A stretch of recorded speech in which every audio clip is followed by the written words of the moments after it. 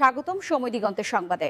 ঢাকা আরিচা মহাসড়কে যাত্রী হয়রানি রোধে কমিউনিটি পুলিশের তৎপরতা। কবির হোসেন জোমাদ্দারের প্রতিবেদনে দেখুন বিস্তারিত।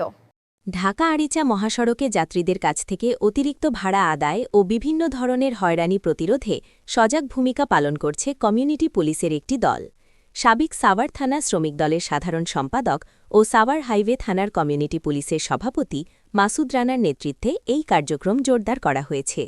জানা গেছে, সম্প্রতি মহাসড়কে কিছু অসাধু পরিবহন চালক ও কাউন্টার কর্তৃপক্ষ যাত্রীদের কাছ থেকে নির্ধারিত ভাড়ার চেয়ে বেশি আদায়সহ নানা অভিযোগের প্রেক্ষিতে কমিউনিটি পুলিশ মাঠে সক্রিয় হয়েছে।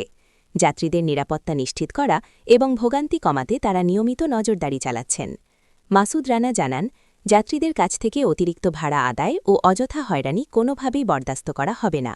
আমরা যাত্রীদের পাশে থেকে তাদের স্বার্থ রক্ষায় কাজ করে যাচ্ছি।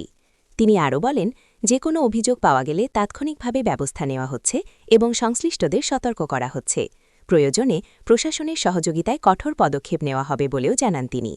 স্থানীয় যাত্রীরা কমিউনিটি পুলিশের এই উদ্যোগকে স্বাগত জানিয়ে বলেন, এর ফলে মহাসড়কে যাত্রীদের দুর্ভোগ অনেকটাই কমবে বলে তারা আশা করছেন।